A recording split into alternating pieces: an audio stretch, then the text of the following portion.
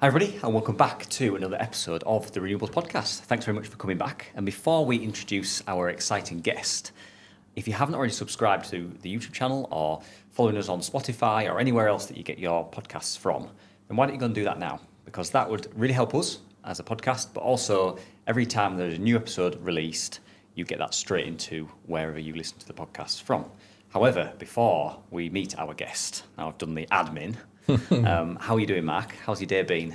I'm all right, mate. It's been a busy day. Yeah. I've gone out to meet the guys on a project we're wrapping up, and my intention was to do the filming and kind of set to what they'd done. But I thought, I'll get stuck in, give them a hand, and before you know it, erupting, running late, turning up late for this recording here, and dustier and dirtier than I intended. But I'm in good spirits. How are you? Yeah, that's the authenticity of this podcast, though, isn't it? You see, that's just how we roll. Similar to me in terms of I was late to the podcast. The only guys that were early were our special guests, which is great. But yeah, we've been doing some filming today and just about to wrap all the filming up. And the customer said, "Whilst you're here, could you just have a look at this?" And my heart sank because I knew that was not a 2-minute thing, but. Got here a couple of minutes late, and I'm really looking forward to this conversation.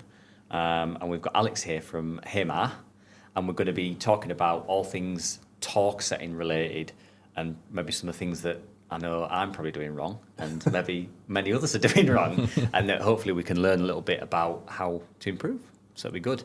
But Alex, how are you?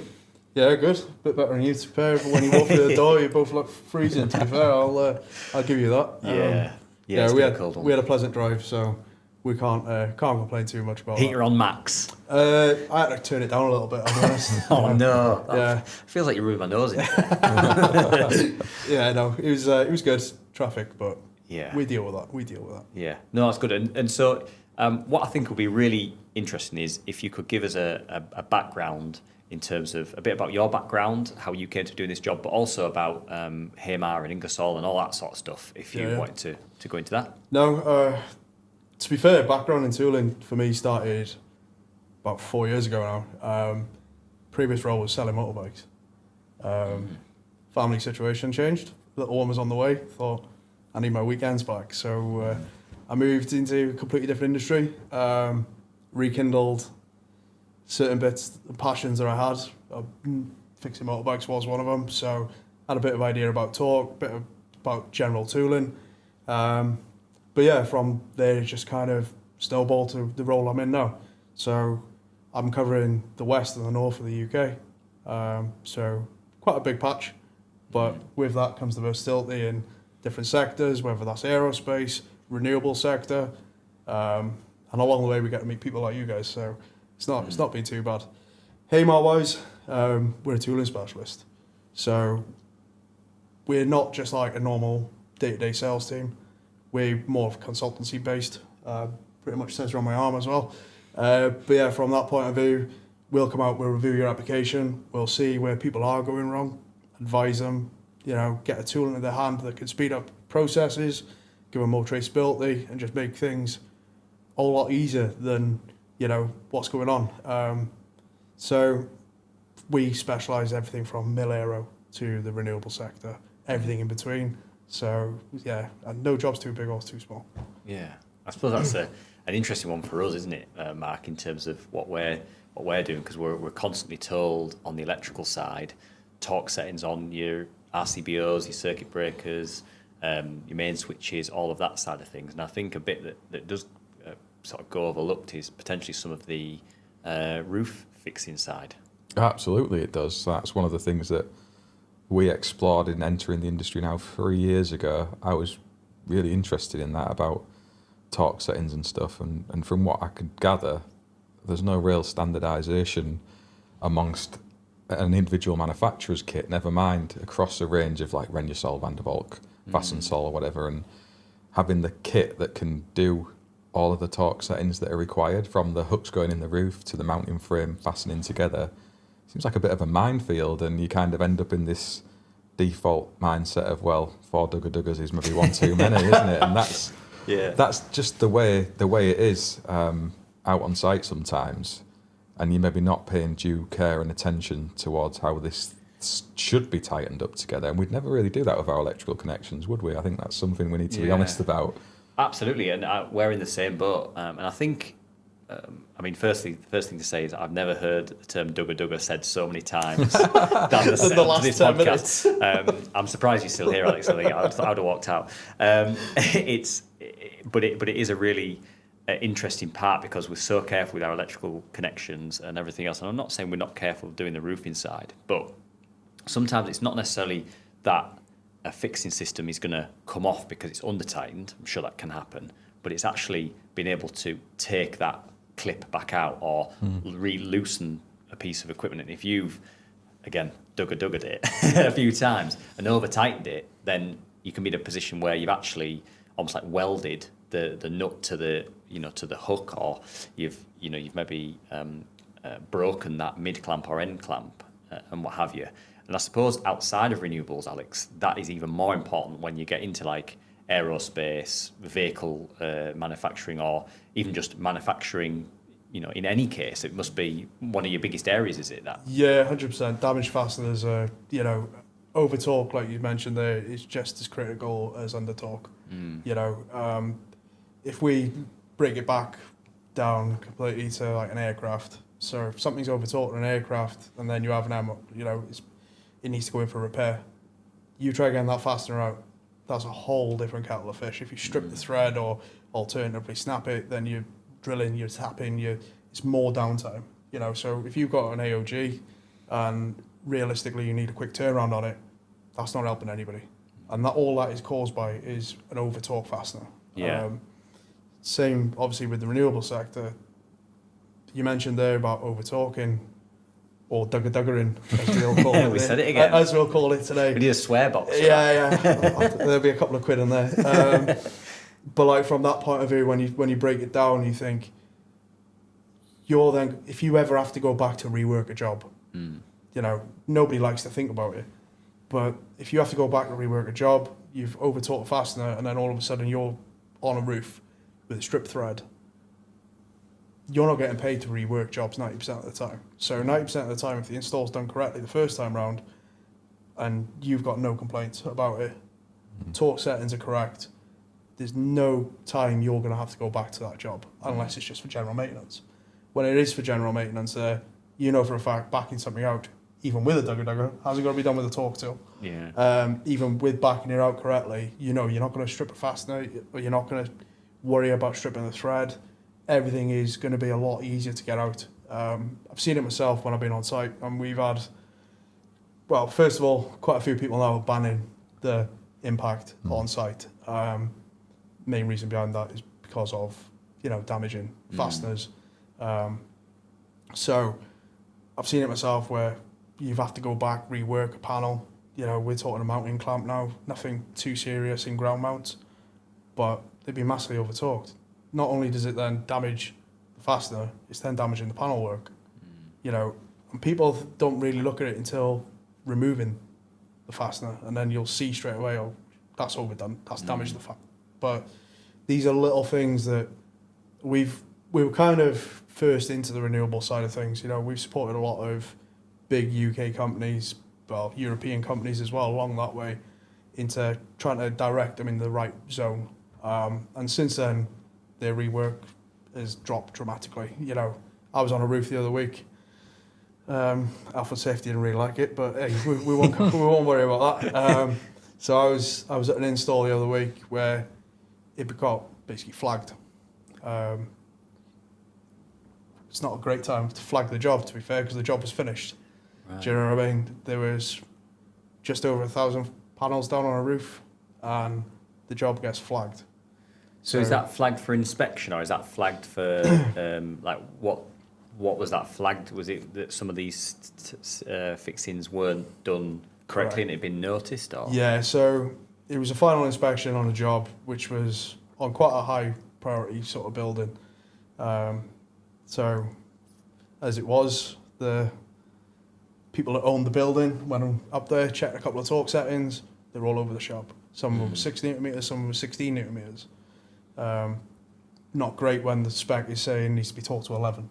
Do you know what I mean? So they checked a percentage of them, Unfortunately, the whole roof had to be reworked. So, you know, that's downtime that they're not getting paid for because technically the job had been signed off. You know, they'd installed it, everything was done, and then it got right to the final stage.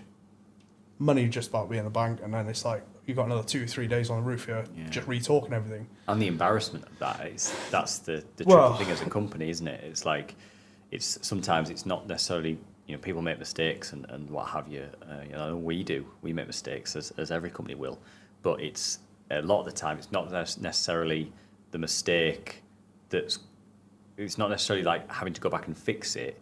It's that happened initially, and that can be, and the embarrassment that can cause. Because I always feel the worst about that, because obviously a customer or a company or whoever it is trusts you to do that install, and then if you don't, if you let them down, which, you know, over the course of however many years is going to happen at some point. The law of averages is going to be that you're going to let someone down at some point. It's often how you deal with it that's important, but it's sometimes the embarrassment of that happening that is worse than actually the fix that you've got to do. 100%. Especially, you know, if a lot of people these days now, like yourselves, you'll probably have customers that have got more than one building, you know, or you've got more than one job with the same customer.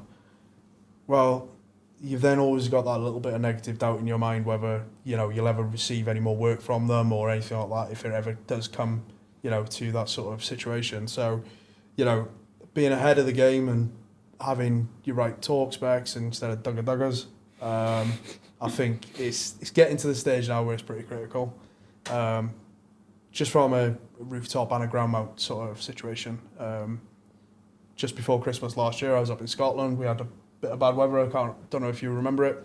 Obviously, it's never bad in Yorkshire, though, is it? Do you know what I mean? It's only when you go north for the border. It's always just weather in Yorkshire, isn't it? It's always just weather. I'm surprised you're not both in shorts, to be fair. But yeah, so I was called up to Scotland. They got it battered with a bit of a storm, high winds. They lost a couple of panels, and obviously it buckled a bit of the framework. So first thing the manufacturer said, what's your torque specs? Customer didn't have any torque specs. So by not installing it correctly, the customer is then out of pocket because, you know, well, not the customer, but the installer's out of pocket. Yeah. Because of that reason. You know, they've not torqued it correctly. They've got no traceability of the torque, whether that's just a case of having it QC'd or whatever. So yeah, they lost a fair few grand on that one project, you know what I mean? Plus additional install time, reworks, which could have all been solved if the install was done correctly first time round. We're going to interrupt today's show to talk about a new product from Proteus, the sponsors of our lovely little home here on the Renewables podcast. And this is a Type B RCBO in single module format. And this is a super exciting development, I think, in the world of switchgear for us as installers. This is 10 kA rated and bi-directional with all the right markings and logos on. I'm going to pass this over to my co-host Sam for him to have a look at. See what you make of that, mate. Yeah, it's. I actually dug out in the unit where it's just next door to where we're sat now, an older Proteus RCBO. This is a Type A, and it's a 6 kA one, and the difference in the size is next to nothing. So this is the older one here, and this is the new one. So it's basically the same size, but this is a Type B, and we know there's a lot more that goes into a Type B RCBO than does a Type AC. So it just shows the progression there that Proteus are on and trying to save us space in these DBs by literally having next to no height difference on the two products. I know, I mean, the Type B normally would be a couple of modules wide at least, probably more, and they've got it all into one single space is incredible. And I know from speaking with a contractor over on DMs who'd had his MCS assessment recently, was saying that the assessor had said he should have a Type B RCBO feeding into his battery storage system, which is outdoors, which is interesting. So I think we're going to see the growth in application of these things, and it's just nice to see the range of stuff Proteus have got out there for us as installers. And there'll be a link in the description alongside wherever you're watching or listening to this to go off and check that out. Let's jump back to the chat.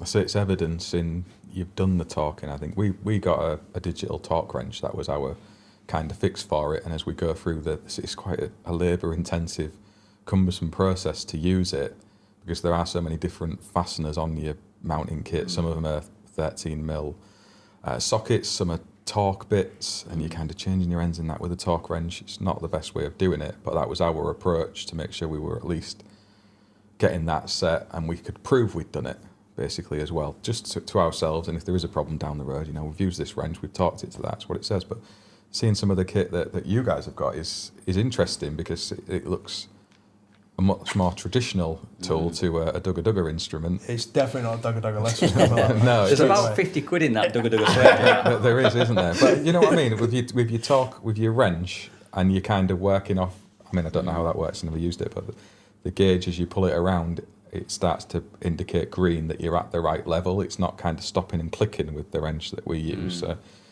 it isn't something that's fast in process. But that was the way that we approached it. And yeah, it's just these kind of things. Maybe installers, I wasn't aware that this kind of kit existed at that level, to be fair. Yeah. This is news to me. So if it's an installer education piece, because none of us want to go and fit stuff in, torque down, right? No.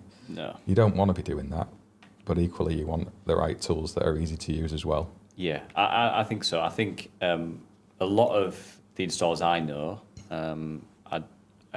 I've not specifically had the conversation, but I think they'll be in a similar boat to a lot of us, where you're using the tools you have available to you at the time, and that's probably not a defence for it, but it's kind of you're using the tools to get the job done, and there's a lot that goes on with doing solar PV, whether or not it's rooftop or ground mounted, and there's a lot of moving parts, and sometimes I think it's quite easy to overlook some of these really important parts of the planning of a job, especially when you get to the large ground mounted scale or large rooftop mounted scale, where you've got maybe thousands of fixings. I'm sure it's it still needs to be done even if you've not got that many fixings, but I think if you're having to use your torque wrench that you were talking about, Mark, on every single one of those fixings, there's going to be a much higher chance that you're just not going to do it, because you've not got that.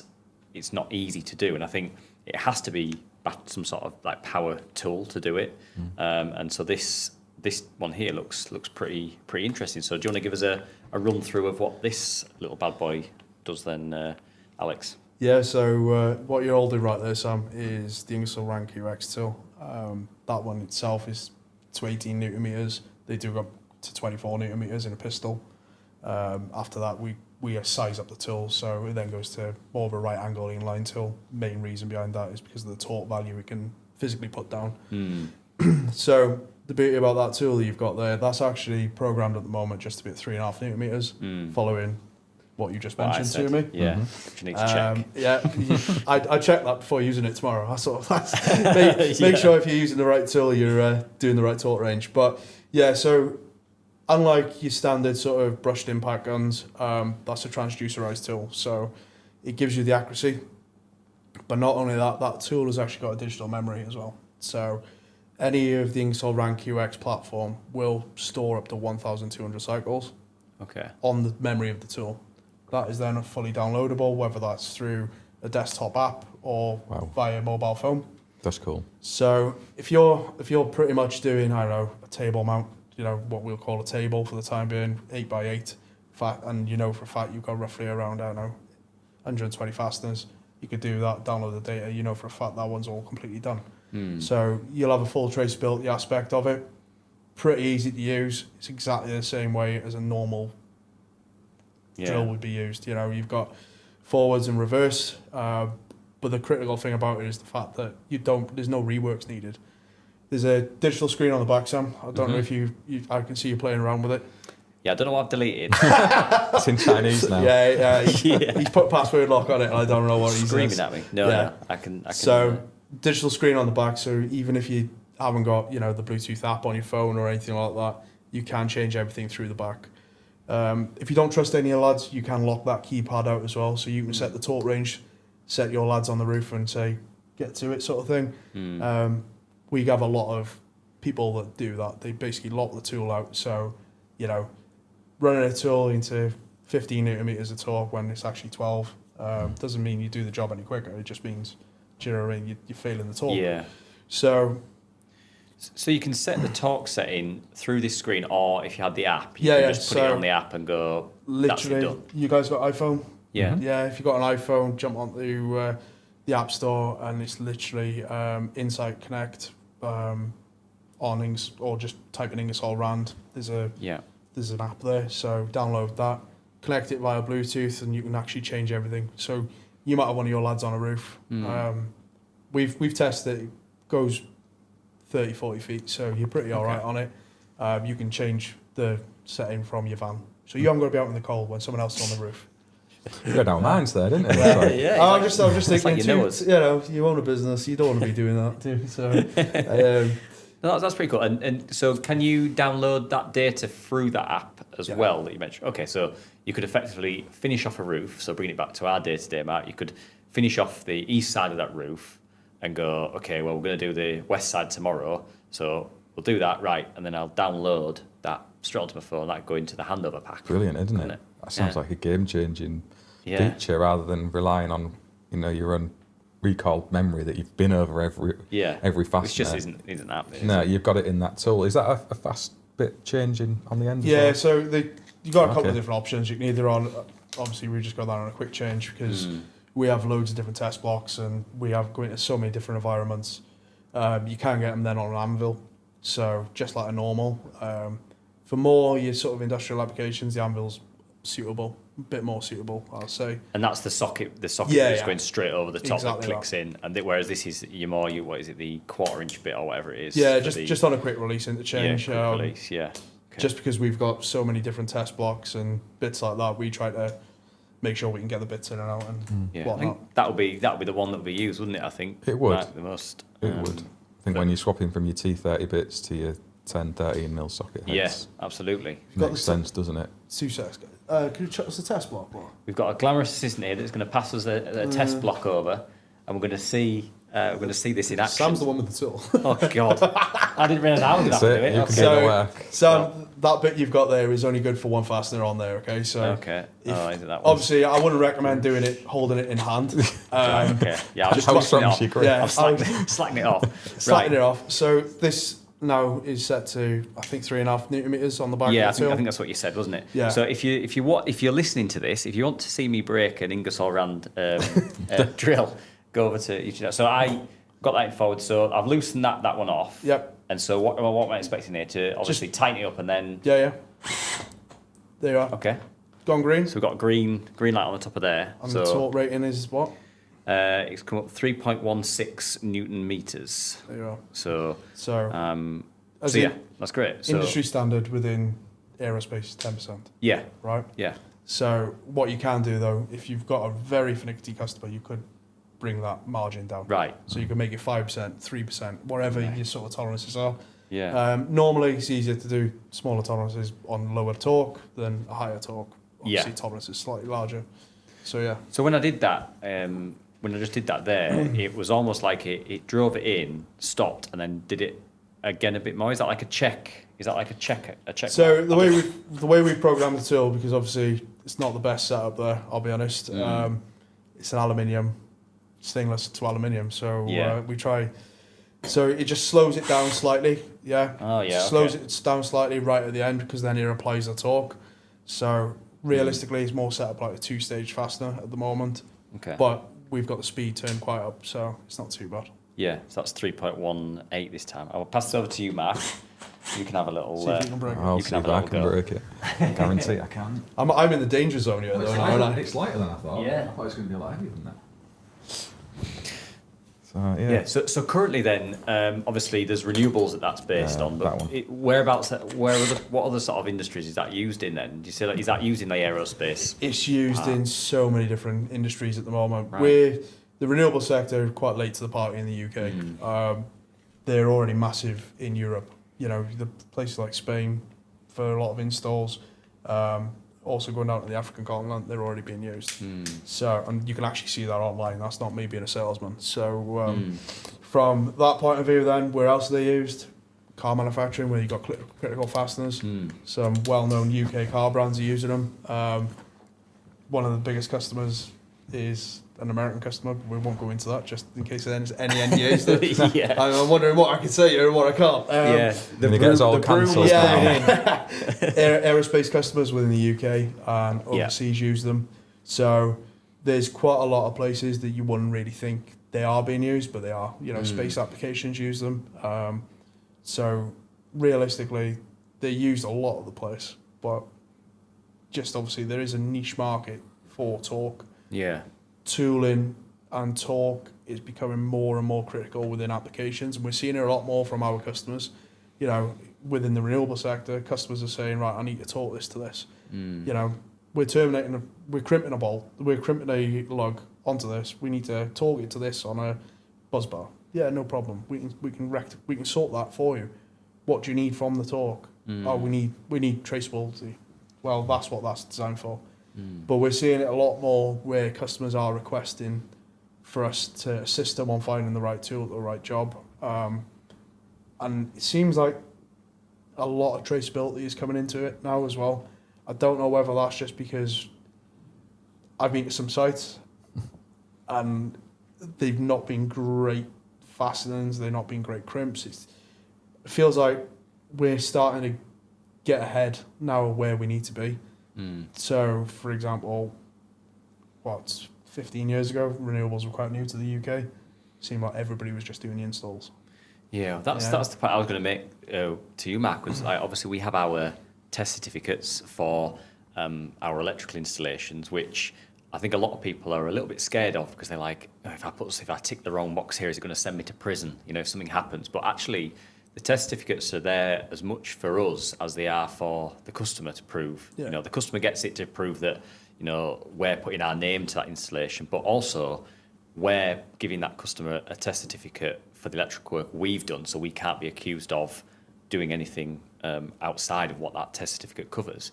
And I suppose the traceability element of it is going to be quite an important part because, if you've got one of the torque wrenches on the van, like one that you've got, Mark, you can kind of say, yeah, we've torqued it all up, but where's the evidence for that? That's the hard thing, isn't it? Whereas it's almost like us doing an electrical installation and go, yeah, I've tested all that. It's like we're providing the test certificate to go, this is what we've done. So actually something as critical as torque settings, is it about time that there's a certificate or some sort of evidence where we go, look, there you go. That's the proof that we've torqued everything up. And that could be for, a big commercial roof, or it could be for Mrs. Jones's 6-panel system on her house. So yeah, I've got the addiction now. Can we have get the bigger ones out? We'll have what have we got? What else can we have? Oh, wowzers! So these are two. So what I want to make you guys aware of at the moment, right? These tools Give you that Sam's. Yeah, perfect. Just passing these tools around. This one's a bit heavier. So, right, the one you've got there in your hand, that is an 80 nm tool. Okay. That's going to shred some aluminium framework on a roof if we start pounding that into it. That is mainly, obviously, a lot of ground mounts have higher torque ratings, as you're probably aware. Yeah. So that tool runs exactly the same way as the pistol, same software, same capability, 1,200 cycles of memory data. Obviously, runs a bigger reaction bar. So laws of physics, every action has an equal and opposite reaction, so hence why the tools have to be slightly bigger. But yeah, and then Sam, the one you've got there is a 27. Biggest two differences in these tools, one's on a 40 volt and one's on a 20 volt. Yeah, okay. So this one here was, what torque did this one go up to? 27. 27, okay. Yeah. So... Okay. Oh, you know what? I'm going to leave here with a big bill. Have we got any guys in the office? Yeah, do any of them work late? Need a payment taken. No, that's pretty cool, isn't it? It's accountability with all of this, isn't it? I think as well. We do see it with our electrical certificates that we are accountable for the work we've done in them.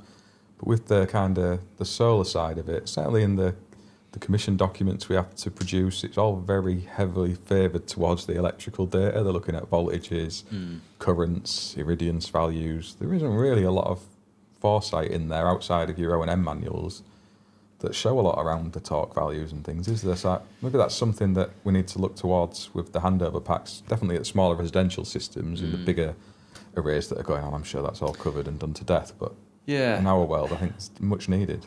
Yeah, and miss. it's a really interesting kind of talking point, really, because we know that the talking on the roofs will not be happening, but equally, you also know that as soon if anything went wrong, either domestically or commercially, where you had to put a claim into Vandervaart, Renjesol, whoever, Schletter, they would probably the first thing they would say is, "Well, what talk set did you do?" Without fail, I've seen it firsthand. They'll every insurance claim try to do the best to get out of it, right? So, and something you said, Mark, a lot is obviously like entering the mass adoption phase of solar and what have you, which is going to increase the exposure to maybe some poorer practices, and we all get tarnished with that. So actually, we're getting to the point maybe where we need to have that differentiation between ourselves and others that maybe don't care as much about, evidencing competency and an installation practice, that actually we need to get ahead of MCS or whoever to go, actually now we're going to include kind of the torque settings on that we've done everything to, so that we can evidence if anything ever went wrong. It's kind of a backside covering thing as well, isn't it? I think you get into the doing stage a little bit quick, and with the solar coaster and the journey that you've been on, Sam, the last 15 to 20 years is very much that doing phase. We just get to installing and we catch up with what we should maybe really be doing. We're seeing it with the MC4 tooling and crimping of those and matching of connectors correctly that's maybe not been done as well as it should have been done. And you get terminations around DC isolators. We're seeing it now with a talking and evidencing of that. We get it with our electrical connections, and sometimes you just need to pause and catch up a little bit in your own businesses. I'm looking at this stuff thinking we definitely need to spend some money and look towards some of this, because that wrench we're using at the minute, it doesn't get used as often as it should do, because it is so difficult to actually use it. And this kind of kit solves that problem. So it's an interesting one. I think if we're serious about doing this work to the required standard, and there's a lot of standards that we do need to do it towards, then you need the kit to enable you to do it, don't you? It's the ease of it, isn't it? It's education, it has to be I the think. ease. Oh, there we go. that easy. It's that easy. I could say it At least that was you, not me. But no, I think you're right. I think it's the ease of having something that allows you to do it easily, that allows you to report what you've done easily. Then it's no hassle for people to do, and that's the quickest way to affect a change in the industry. If it involves, a 10-page document they got to write out by hand on the evening after doing the installation, it's just going to be a really hard thing to get people to alter their kind of the way they're doing it now, unless they're forced to, because they literally can't get sign off of their MCS certificate because of it. But we're not at that stage now, and I think that'll be a big step for MCS to make. So actually, we maybe need to provide the right equipment and show that it's really easy to do, because a lot of installers, and I'm a massive believer in this, that everybody turns up to do a good job. I think it's usually equipment-based, training-based, or time-based that people fall down on not being able to do a good job. And I think at this bit, up until probably this conversation, we've been up at a equipment deficit almost, like we're not knowing that the equipment's there. Obviously, this equipment's probably been out for years, I would have thought. Before my time, probably. I'll be honest. But it's not been known that it's been really out there and that it's accessible for us to actually get hold of. I'm excited to give this a bit of a go, I think. Yeah, definitely. So if we're looking to use this kit and buy it, is it retailed through yourselves, or do you use traditional wholesale? Yeah, through ourselves at Heamar. Revert back to, my job is to basically be out on the road, supporting people like yourselves on site. So, if any of your listeners or your viewers have got any questions, any queries, they can just drop us an email through to the Heamar sales email. I'll pick it up and we'll get something booked in. I'll bring the tools to site. If you want to see them in person, I haven't got a problem with that at all. Yeah, we'll probably put some sort of link in the show notes, but gone straight over my head, I'll be honest. link in the bio. Yeah, link in the bio. I'm always stalking like the cities and Rexel tool section to see the latest and greatest power tools. This is probably why I've not seen yours, because they're not in there. Do you think that holds you back a little bit, that you may be retailing just through yourselves? I don't know, because City and Rexel buy through me, so okay. We'll leave it like that. Yeah. Is that a broom? Is that that might have to be edited out. Nothing gets edited out. So we've obviously had a look at the pistol and these what are you calling this one, the bar, Right angle, the right angle one, which nice is basically inline right angle or whatever. Yeah. So basically a tool that allows you for a higher torque setting than the pistol. Yeah. I think the pistol is the key one for a lot of Definitely. installers. But as well as those, then you've also got some cutting and crimping tools and what have you. That Do you want to play with something else? Yeah, let's have a look at something else. We might have to send some of this back the other way to create some shopping space. list. So the crimping's an interesting one because I think we often end up mixing our lugs to crimp brands with normal electrical terminations. That's a big problem I've seen a lot of in industrial environments. Probably one of the things that's overlooked. Yeah, you don't get the right lug and it doesn't crimp correctly onto the conductor. So it's a bit of education around that. I think the default approach I have first used myself, so I'm not going to criticise other people for doing it, is the kind of Amazon entry point pneumatic crimping tools. With the lugs that you get from your wholesaler, and it's only when you really start to explore and see that is the worst approach you could make. I think there's cost as well, isn't there? It's people look at the cost rather than the actual compatibility part of it, and then suddenly what's the cost of making a really bad call on the crimper or a set of crimps. I'm definitely not going to put my finger in that one. We have got some cable if you want to cut it in that over there somewhere. Oh, God, if we're going to go full hog, this is definitely a YouTube. Now, this is definitely a YouTube podcast. This one, isn't it? To see these tools. So for those who are listening, Sam's got a massive set of shears in his hands. I'm glad that's where that went. He might lose a finger. Okay, it's fine for the time being, I think. Should be all right. We've got enough toys for the moment. Right. So this is effectively, obviously, probably a cable much larger than this, but we're in the world where. Am I holding this button down to cut this cable? Yeah, just hold it. If your fingers get too close, just release. Look at that. So run it through a full cycle. Keep your finger on the trigger. There you go. Done.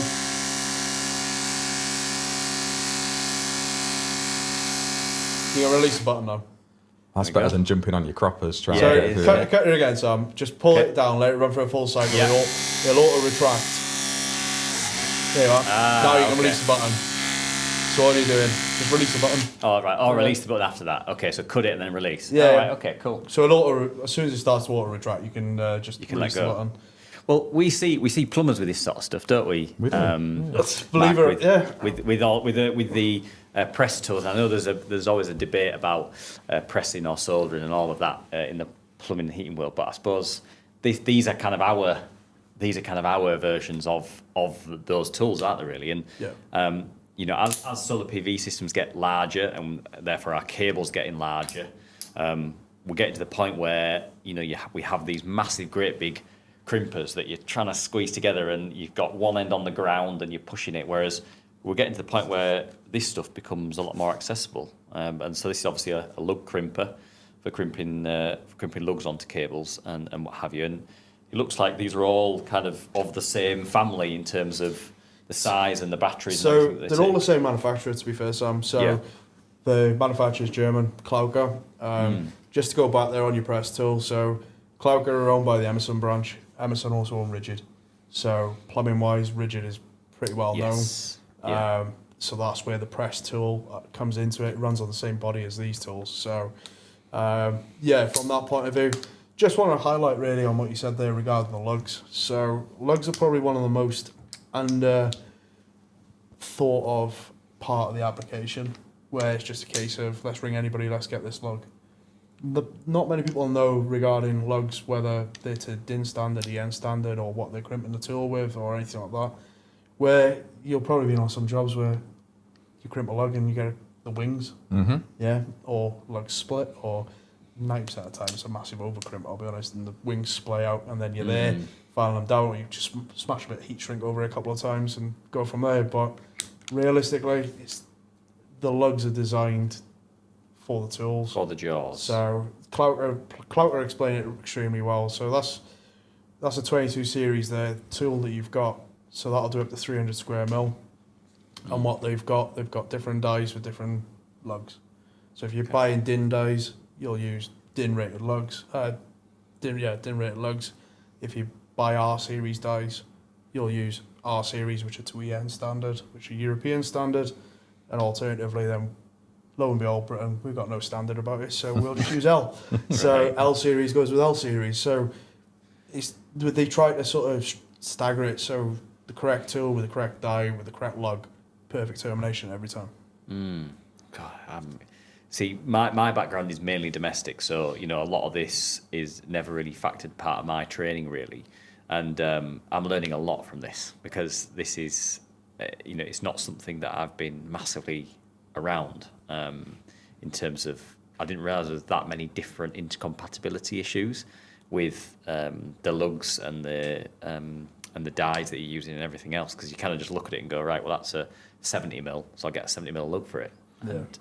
But then that's not it. There's other things to consider. So I suppose it's a case of really, again, having to do your research. And I think there's that education point again, where it's kind of like, right, these are your jaws, this is the type of crimper you've got, these are the lugs that you need to make it compatible. And that is as simple as it needs to be. And I think the really good electricians and really good tradesmen are really open to that learning piece because they want to do the best job that they can. You'll never get everybody over it that don't really, there'll be always those contractors that aren't really that bothered because they've never had a problem. But I think for a lot of us that really do care about doing a really good job and have a lot of pride, I think actually knowing that you've learned something and also that you've changed how you do something is just really important because you've been on that kind of education, like through this chat, and that's what this podcast was about, really, wasn't it, Matt? When we started it, is to try and give people our points of view, but also get people like yourself on to enlighten us and people listening. So that's pretty cool. But what have you got there, Matt? You've got a little baby one. It looks to be a baby one compared to that one, but same sort of principle, I'm guessing. Does a very similar job, right? It's not all about size. No, smaller size crimps. So yeah, that one's 6 square mil all the way up to 150 square mil. Okay. Obviously, small. That does most of the range, to be fair, on what our typical terminations would be. To be fair, a lot of them will be.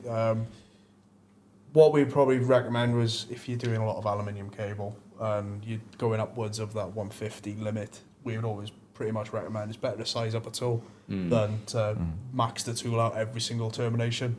Standard with most things in life. But yeah, regarding that, it's so easy and simple to use.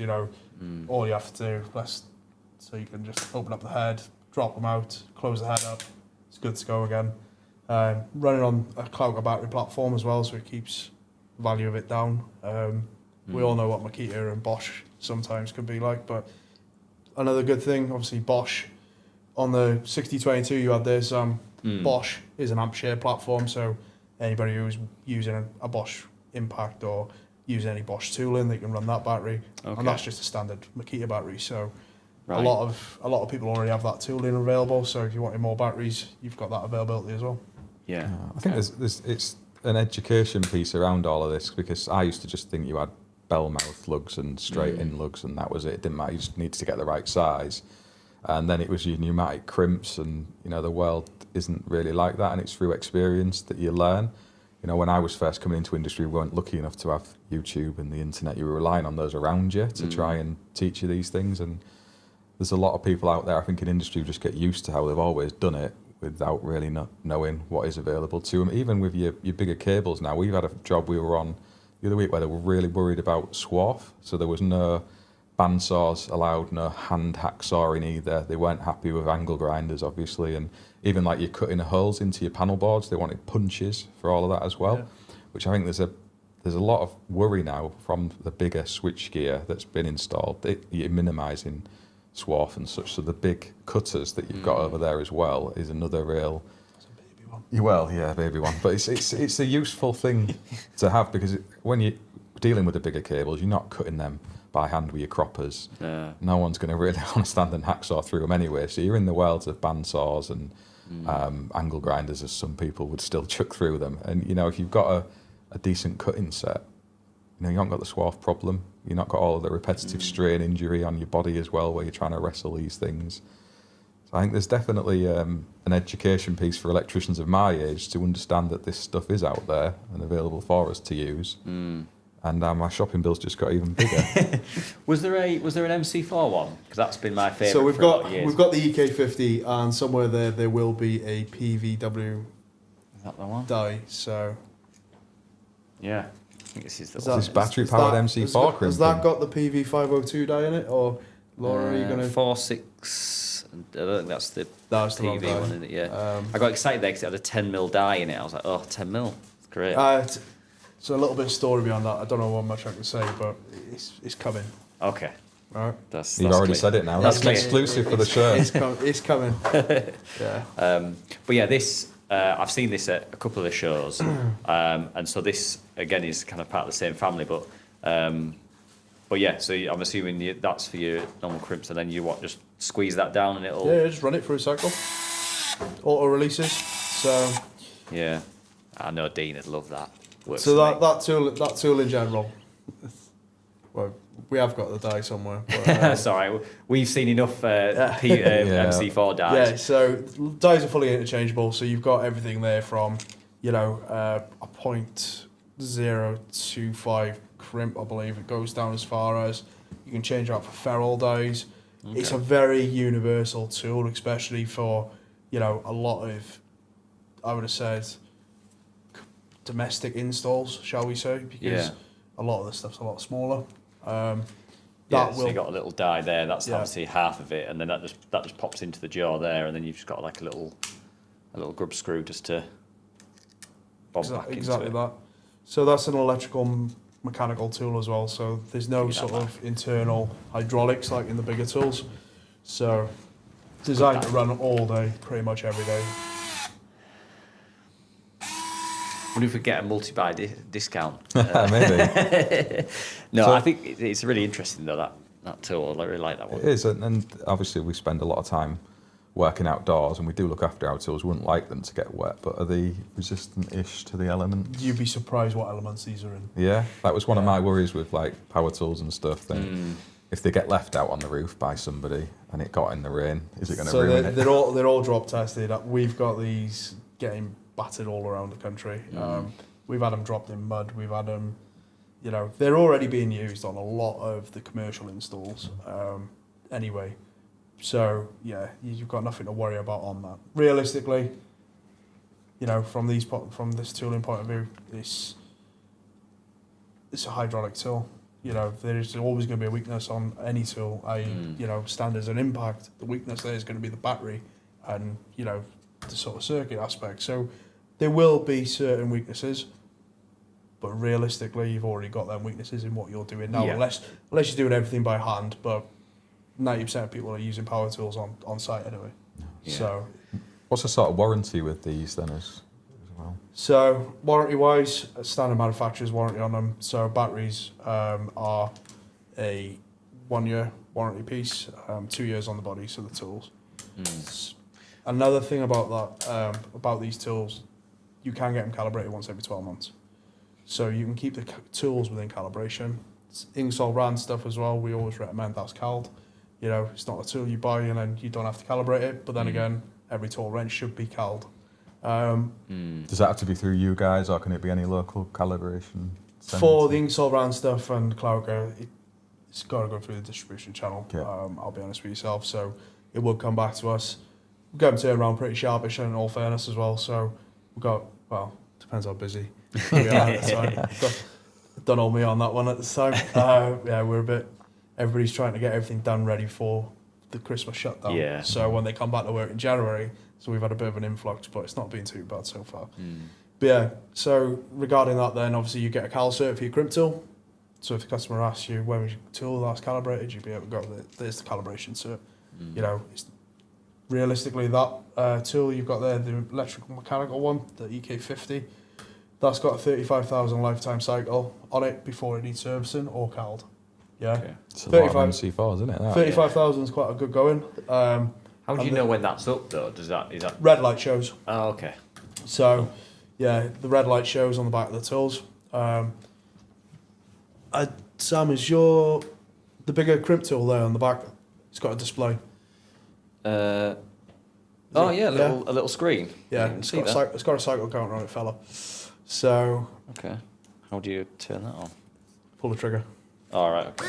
Oh yeah. Yeah. There we go. So Oh right. Yeah. So you can see. all the hydraulic tooling, obviously cutters are slightly different, but we recommend all the hydraulic crimp tools are calibrated once every 12 months. And they do have a cycle lifetime of 10,000 cycles before a service. At the end of the day, it's hydraulic oil. So hydraulic oil just needs to be changed out. Yeah. Yeah. So I can see on the next service, 9,963 OPS. Is that operations? Yeah, don't say that. That means I haven't used it much. 1,023 days. Is that kind of based on how many you do per day? That's pretty much based on that. But we'd always, obviously with the calibration aspect, we would probably say once every year. Yeah. Yeah. It depends on how much usage you're doing on it. Do you know what I mean? I've got quite a few commercial customers that get through quite a few, especially with the MC4s. You know, they make them up on site, they don't buy them in, so. You know. I mean, even with the SIG Energy gateways that you've started doing as well now, Sam, the earth bars in them are not terminals, are they? They're screwed. So there's lugs to be made on the AC side within those anyway, like 6 or 7 on every project. And what size are we talking there? Some of them can be 16 mil, depending on what you put in there. So they're not massive, but That'll tool do it. yeah. So I was going to ask you about that because I think in a perfect world, we'd all love to have a van full of every single one of these tools. But in terms of if we zone it down, a lot of our people that listen and watch this podcast are in kind of the domestic world, and so my view is that one that you've got there, Mark, is probably the one it's the one I've had my eye on, to be fair, is on first on my shopping list, because that one with the changeable dies in it, jaws in it, I feel like that's quite versatile, because that was doing uninsulated crimps, wasn't it, lugs, Ferrules. and then it's got bootless ferrules, and then you've got MC4s that it can do. So is there anything else that I missed there? Standard hex crimps. Okay. Standard, so it'll go up to 25 mil. Will it? Yeah. So that's probably in the world of domestic systems. Yeah. That'd be an ideal one in the kit alongside the torque gun. I believe the partner off the top of my head, this is a bit sad, but it's an R501 Yeah. and an R502. Give that man a rise.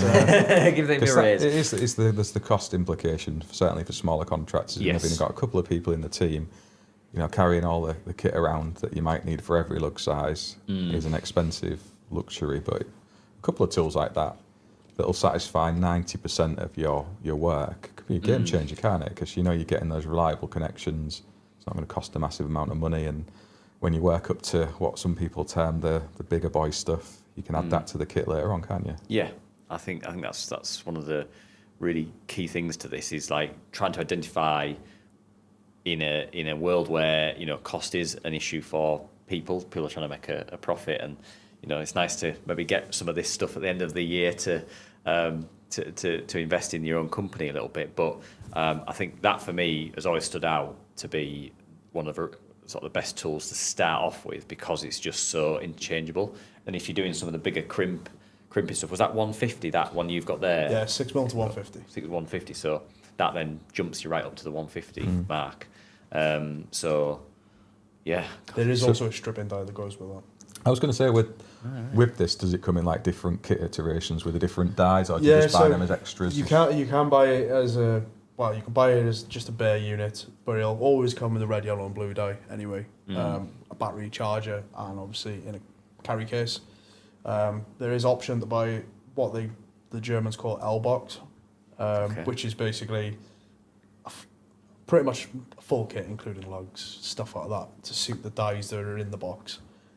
You also get some wire cutters and stuff like that. Yeah. Not that popular, I'll be honest, because a lot of customers sort of build their own kit. Yeah. If that makes sense, because certain dies that are in there are kind of like dies that not many people use on a day-to-day practice. So people would rather buy a standard one with the red, yellow, and blue, because everybody's using insulated somewhere. And then secondly, from that, then they'll add like maybe an MC4 or a standard, 16 and 25 hex crimp. They use quite often, especially in today's sort of terminations. So yeah, you can then also buy it as a stripping kit. That sounds bad. get back If you in the room. spend so much money, if you spend so much money, you get a stripping kit. Yeah. So from that point of view, there, they've got stripping dies for it. So if you're crimping 16 mil, you can strip using that tool 16 mil cable as well. That's always available as well for it. So they're always bringing out new dies for it as well, which is quite good because we had a conversation about obviously 10 mil at the show. Last time I saw yourself, in fact. So we had that conversation about it. We've raised it.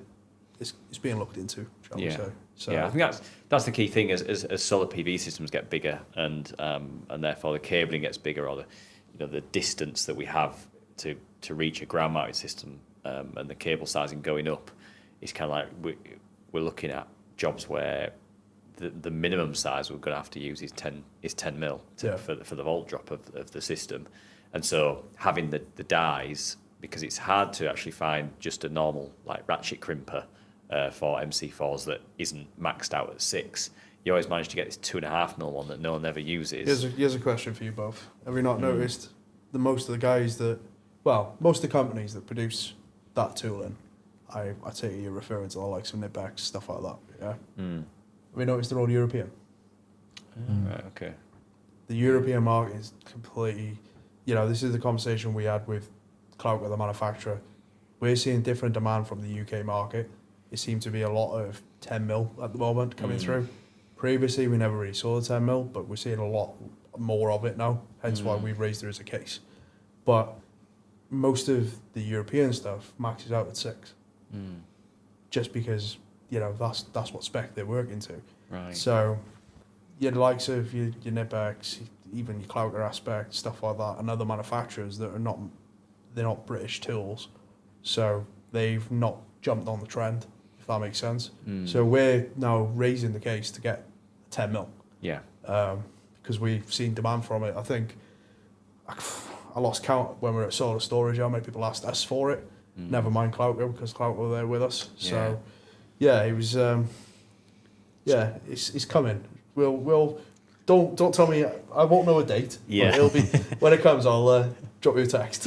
It's those volt drop limits we're trying to sit within, isn't it? And we've took the decision on residential systems to just ditch 4 mil as an option anyway. We don't even look at that anymore. I know some of the fly leads on the panels might be that size, but all of our fixed cabling is 6 mil as standard. Even if we could get away with a 4 mil size, I think it's one of those where we need to understand a bit better, I think, with our design, why these bigger cables are needed, not just on DC but AC as well now. The single phase inverters getting up to 12 kilowatts in their rating. There's lots of times where if you're using HO7, for example, its heaters wear quickly. You need a 16 mil cable on it, which is, again, you're in the world of having to use lug connectors with that. You're not getting them into a terminal on a plug. They need to be on lugs and onto the fasteners. There is a education piece for manufacturers as well, I think, of some of these inverter kits, understanding the size of cables we're trying to fasten onto their equipment and having the right tools to be able to make those terminations. That's the point that takes all the heat, isn't it, at the end of the day? That last little bit into the inverter or into your panels or your DC isolators or whatever, that's where all the heat is, where all the stress is, and you want those connections to be as rock solid as they possibly can be. Maybe we've neglected that a little bit in terms of the tooling. We're looking at the skills in the little training centre I'm trying to establish. That's one of the things we want to focus on, skills and people having the knowledge to make those connections safely, but having the right kit is maybe a missing ingredient in my own little business, looking at some of the options that we've got available here. No, I totally agree. I think knowing what's out there is the first step on that, in that battle, and then after that it's a case of, right, how do we scale things up? And it's difficult to say, right, now everybody, all podcast listeners, you need to go and buy one of each of these that we've showed you, otherwise you're not compliant. I don't think we're at that stage, even though I'm sure you would love me to say that. I think that tool there for me is the entry level one for getting started, really, and obviously the Ingersoll Rand pistol as well for the solar PV fixings. I think that's a really interesting product as well. Are these, I guess, if they're retailing through yourselves, are they available on your website to buy, or is it a case of getting on the phone? The Ingersoll Rand QX systems are not available as of yet through our website, but there's a product page being developed now for all assembly tooling. One of the reasons why we kind of slow to react to that is mainly because we'd rather speak to the customer first, find out what your needs are, find out what your expectations are, find out what you need the tool to do, because it's not one of them that you just want to click online, you know, it's not like an Amazon sort of purchase where, you know, we want to make sure it's the right tool for your solution. So even when that is up and running, it's just going to be a contact us now sort of page. But yeah, all the cloud portfolio, including the lugs, all available through our system. Most of the dies are already on the system as well. But like I say, if anybody needs any sort of advice or anything, I'll be more than happy to come up to your little training centre and you'd be very welcome. Bring all the tool in range and leave them when you go. See what your guys say, and Sam, I'm sure we'll get out on site and you know, give you a bit of a rundown on the capabilities of the tooling.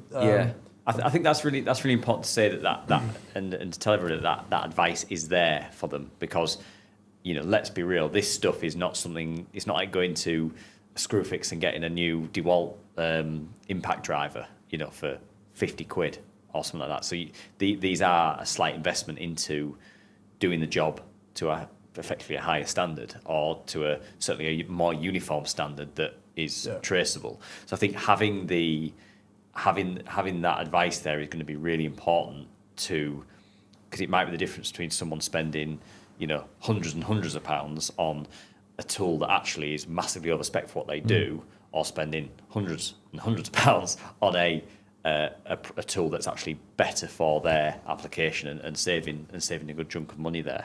But also knowing that, you know, what's the best tool for them to scale up from. Like we said, like that tool you've got there, Mark, is probably the one that's easiest to scale up from with different dies. But, you know, are they in a company that this larger crimping tool is actually going to be better for them, because they just do so much, you know, lug crimping that is of a higher level. So that advice is going to be critical, I think. Is there a rough sort of ballpark price for that with the battery and a set of dies? I'm not going to hold you to it or anything. I'm just people will be watching, wondering. Before the price increase of, you know, this coming in January, like everybody seems to be doing. Do you know what I mean? You've probably seen things go up. Roughly about 500 quid. Okay. Give or take. That's less than I thought it was going to be, if I'm honest. Upon filming and having this podcast, that's kind of where we're sat at the moment. Yeah. I didn't see the broom being launched in. No, I was just double checking, to be fair. She's probably still Googling it. So that's what I mean. It's not like you're buying a 50 quid no, it is an investment, but the investment there is, it will speed up processes, brings back a lot more consistency as well. So yeah, I think to be honest, it's one of them.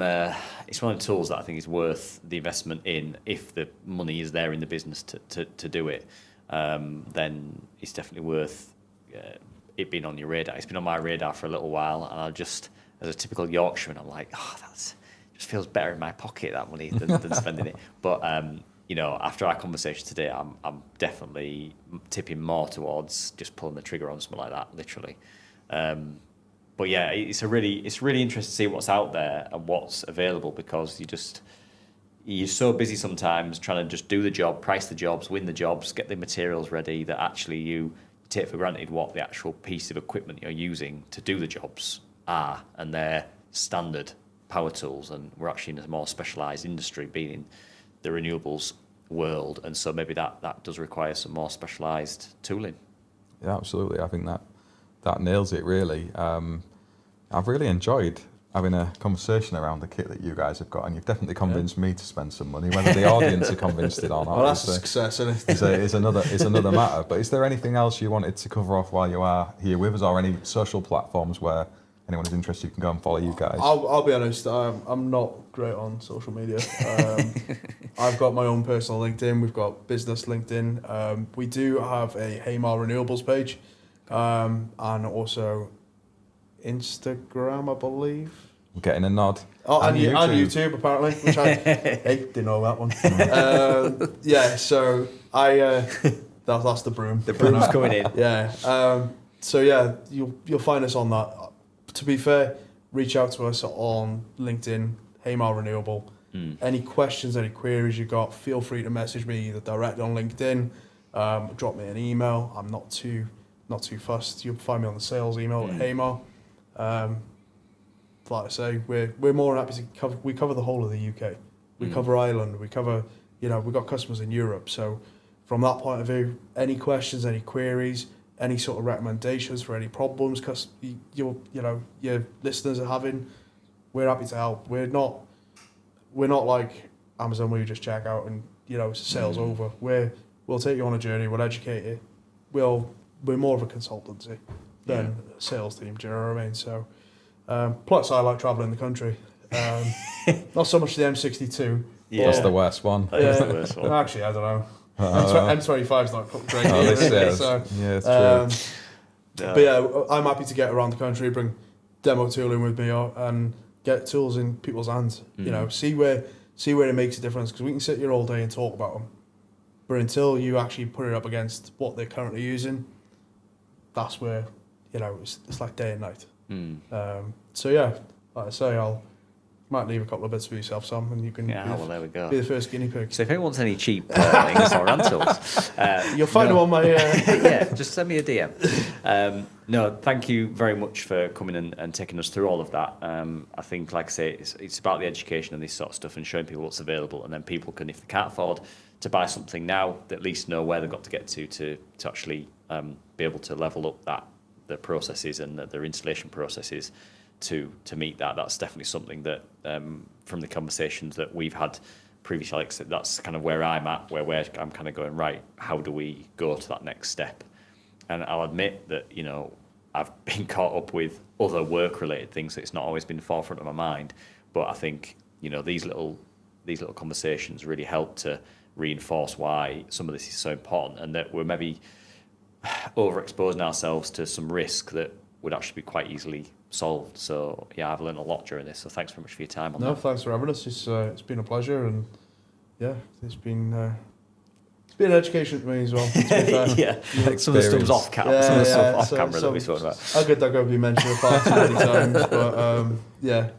Like I say, anything you guys need, just give me a message, drop me a text, whatever, and I'll help you out. And any of your listeners that reach out to Sam, if I miss it, by all means, just send it to me and I'll pick it up for you. Yeah, we'll point out anyone that. So if you are interested in any of this stuff that we've gone through, then reach out to the podcast or to me and Mark, and we'll divert you over to these guys. And yeah, I think it'll be interesting to see these all over Instagram maybe after this podcast. It'd be nice, but I'll let you lead us out then, Mark. Yeah, and just to say, I will drop links in the description over to the guys' socials as well, where you can find them on YouTube, Instagram, and over on LinkedIn. And if you've got any questions about what we've been talking about, as always, drop them in below. We absolutely love the engagement around all that. And thank you to everyone who is subscribing and following.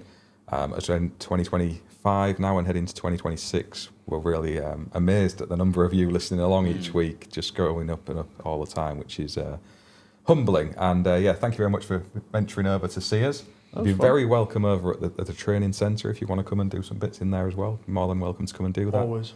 And otherwise, we'll see you all on the next one.